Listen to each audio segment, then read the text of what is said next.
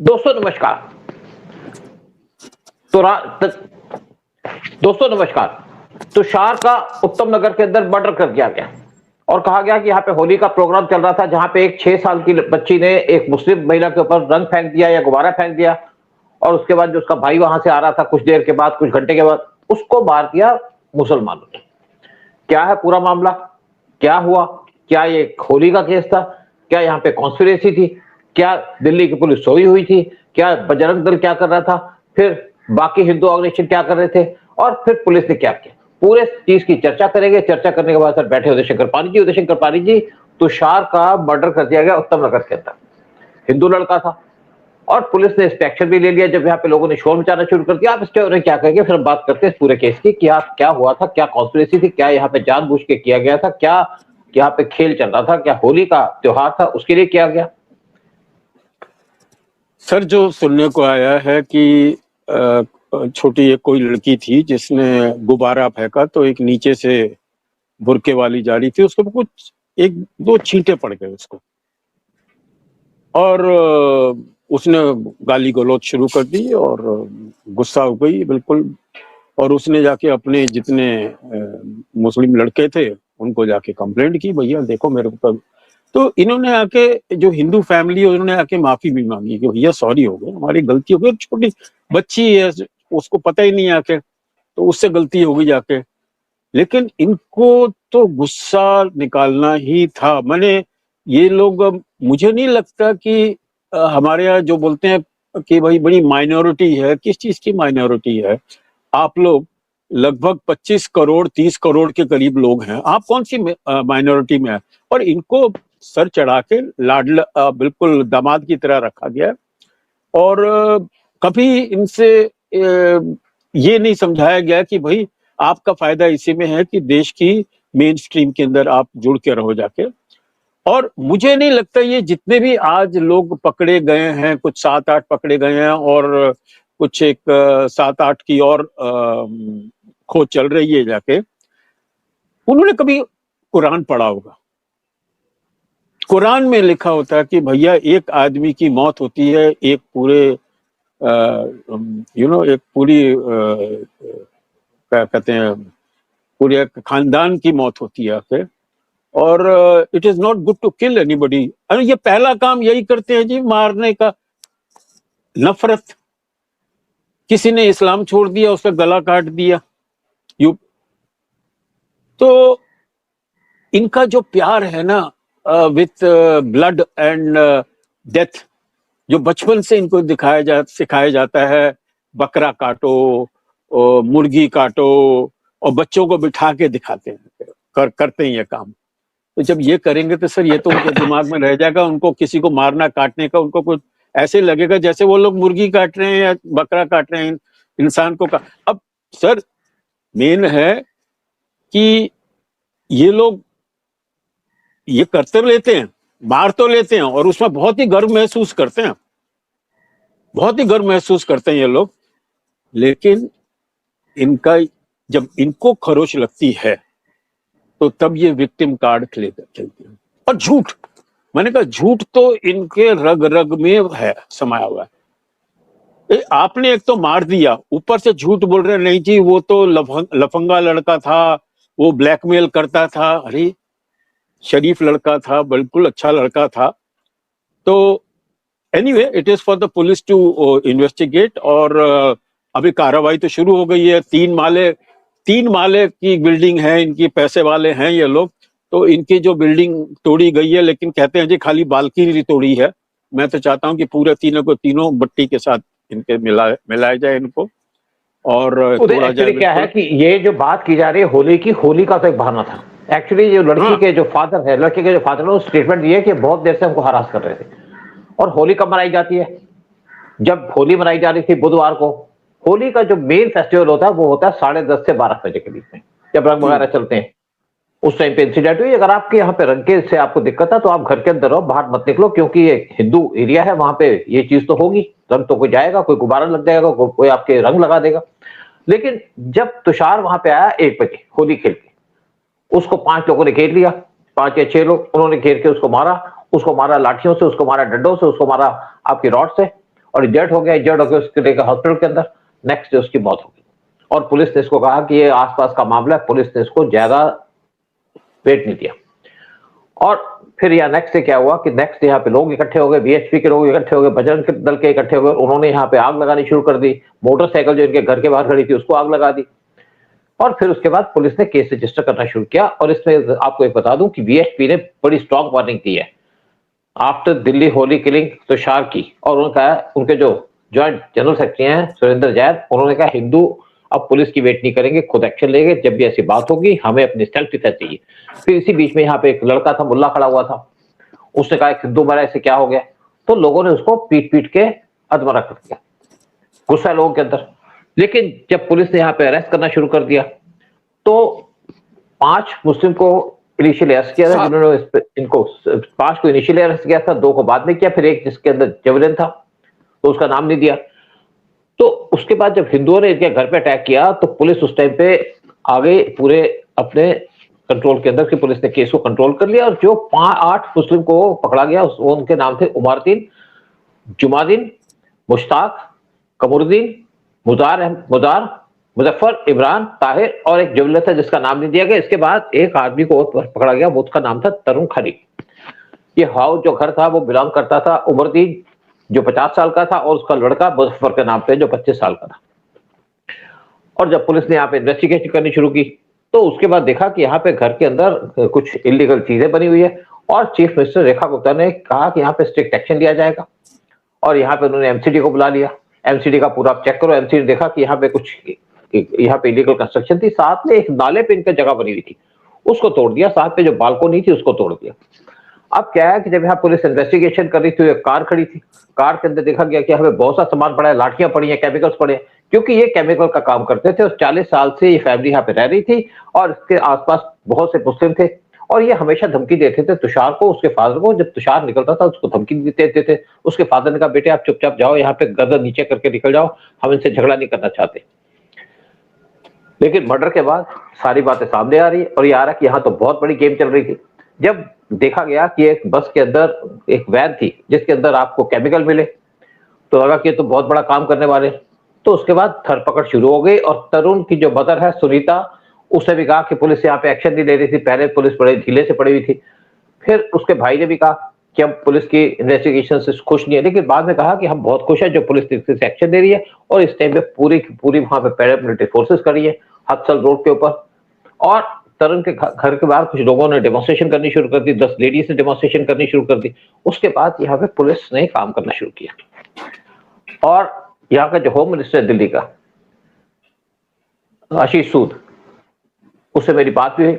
उसने कहा देखो जब यहाँ पे इंसिडेंट हुई तो हम यहाँ तो ऐसा कभी नहीं हुआ जब से हमारी गवर्नमेंट आई है, तो हमने एमसीडी से कहा जाकर के पूरी इन्वेस्टिगेशन करो कि यहाँ पे क्या है ताकि हम बुलडोजर लेके आए। फिर पुलिस को भी कहा कि आप भी एक्शन लो। साथ में इन्होंने कहा कि जो बजरंग दल है वीएसपी उनसे फोन किया कि आप आइए और यहाँ पे अपना प्रदर्शन करिए ताकि हम इस पे प्रॉपर तरीके से एक्शन ले पाए, क्योंकि यूपी में तो एक्शन होते रहते थे, दिल्ली में एक्शन नहीं होते थे। दिल्ली में एक्शन इसलिए नहीं होते थे, यहाँ से पहले जो गवर्नमेंट थी वो थी आपके केजरीवाल की। केजरीवाल हमेशा इनको सपोर्ट करते थे, सारे के सारे कहा जाता है मेंबर थे केजरीवाल की आम आदमी पार्टी के।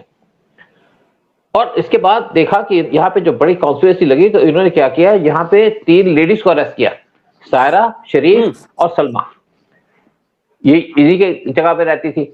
लेकिन जब पता चला कि पुलिस एक्शन में आने वाली तो यहाँ जाके ख्याला गांव में जाकर के छुप गई और पुलिस इनको अरेस्ट कर लिया और पकड़ के ले गई। फिर एक लेडी जो जब अरेस्ट करके लेके जा रहे थे जिसका नाम था रूबीना, उसको भी अरेस्ट किया। तो उसने पुलिस को धमकी देनी शुरू कर दी, तो पुलिस उसके बाल पकड़ के उसको ले गई। मतलब आज देखा कि पुलिस को तो सिर्फ आपकी तरफ से डायरेक्शन चाहिए कि आप क्या करना चाहते हैं, पुलिस उसी तरीके से डायरेक्शन देगी। लेकिन केजरीवाल के यहाँ पे कोई रोल नहीं है इस टाइम पे दिल्ली के अंदर, क्योंकि केजरीवाल भाग के चला गया पंजाब के अंदर और केजरीवाल को खुद अपना डर लगा हुआ कि मुझे भी कभी पकड़ के ले जाएंगे। क्योंकि पहले एक मैं आपको इंसिडेंट बताऊं, आज से 4 साल पहले एक इंसिडेंट हुई थी आपके विकासपुरी के अंदर। एक लड़का वहां पे क्रिकेट खेल रहा था, छोटा बच्चा था, स्कूल में पढ़ता था। तो वहां से कुछ मुस्लिम जा रहे थे मोटरसाइकिल के ऊपर, उनके ऊपर बाल लग गए, थोड़ी सी बहस हो गई। कुछ देर के बाद मुस्लिम आए उसके घर के अंदर लड़के के और उसके फादर को जो डॉक्टर था उसको पीट पीट के मार दिया। और उस टाइम पे केजरीवाल ने इन मुस्लिम को पूरी सपोर्ट दी, इनके लिए वकील का अरेंजमेंट किया, इनके लिए बाकी चीजों का अरेंजमेंट किया, इनको बेल भी दिलवाई। क्योंकि केजरीवाल ने इन मुस्लिम को यहाँ पे बसाया था दिल्ली के अंदर, या आप कहें आप विकासपुर या उत्तम नगर के अंदर, क्योंकि दोनों एरियाज एक दूसरे के काफी क्लोज हैं। आज केजरीवाल यहाँ पे है नहीं, केजरीवाल को खुद अपना पंगा पड़ा हुआ है।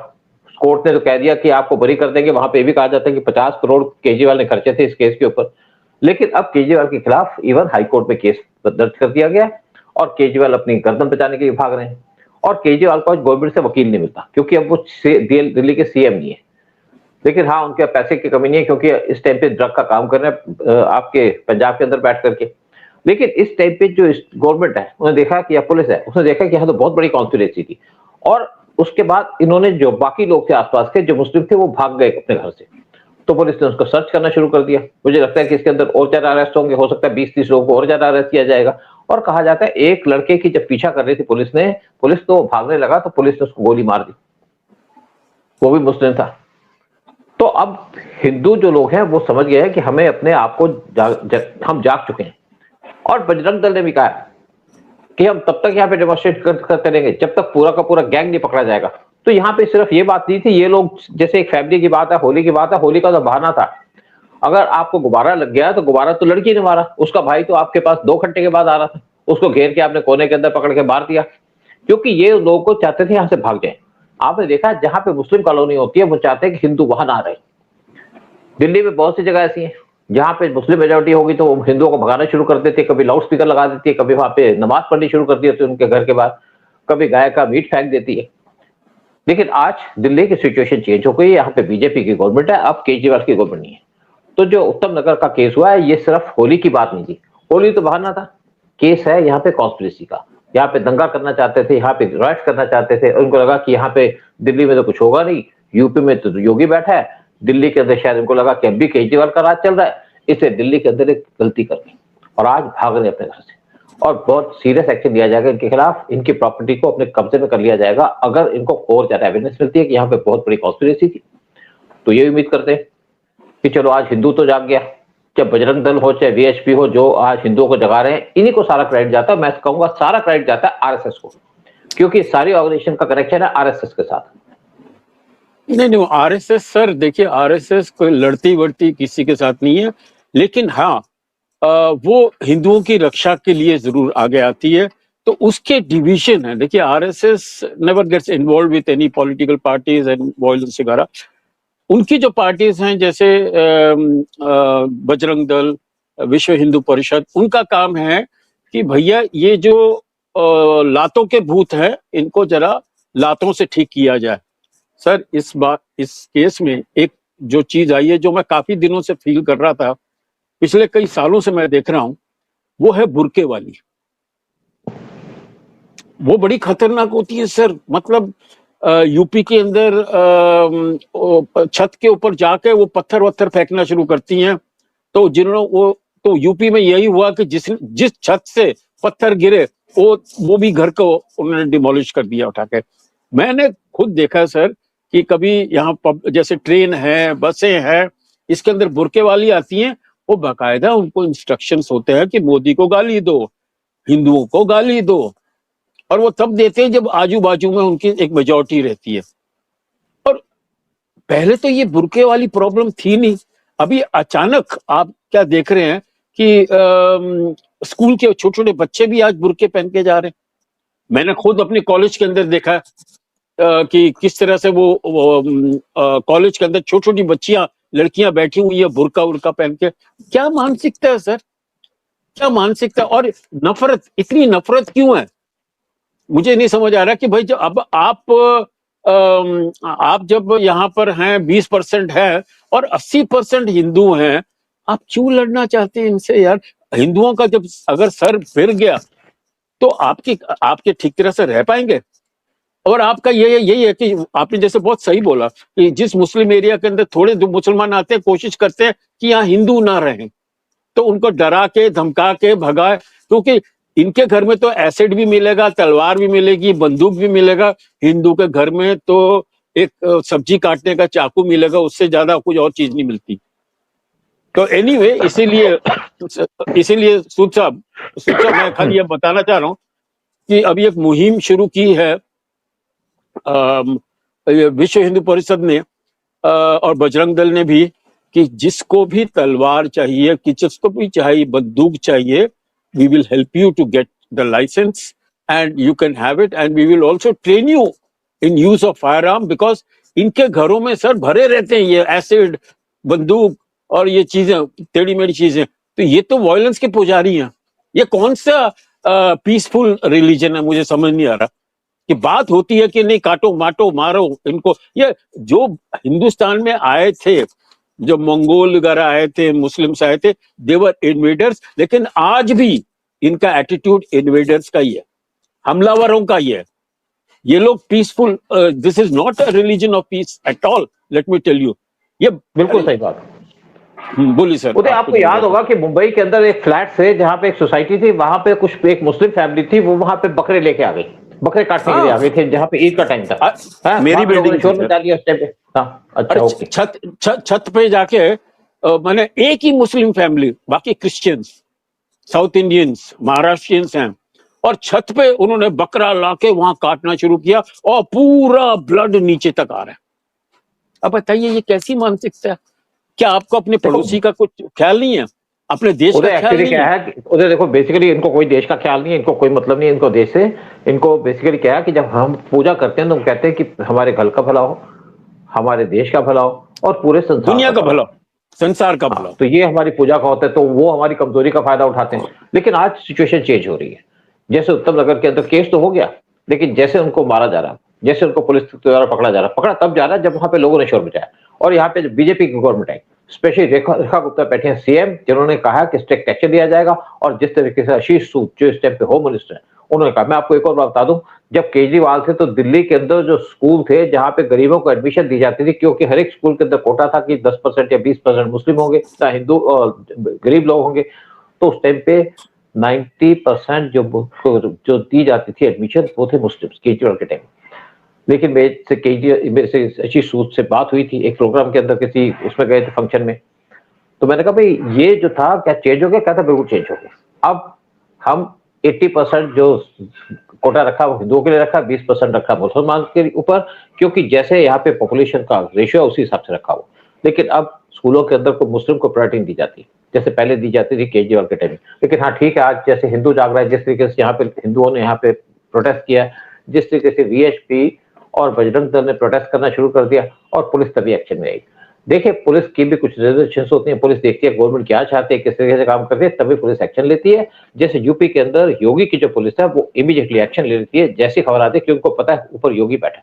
आज दिल्ली के अंदर भी जो बीजेपी की गवर्नमेंट है, दिल्ली गवर्नमेंट, उन्होंने एक मैसेज दे दिया पूरे दिल्ली वालों को कि अगर कोई मुस्लिम जास्ती करता है तो उसके ऊपर एक्शन लिया जाएगा, अगर किसी हिंदू को मारता है मुस्लिम तो वो बच के नहीं जाएगा। और आज सिर्फ 8 लोग नहीं पकड़े गए, बल्कि 3 लेडीज को पकड़ लिया, बल्कि 4 लेडीज को पकड़ लिया। उसके बाद और कुछ लोगों को पकड़ा जाएगा जो भी इस केस के अंदर इन्वॉल्व था, क्योंकि यहाँ पे एक नया एंगल सामने आ गया कि यहाँ पे बहुत बड़ी कॉन्स्पिरेसी थी जो दिल्ली के अंदर ये केस हुआ है, जहां पे तुषार को मारा गया। होली तो एक बहाना था।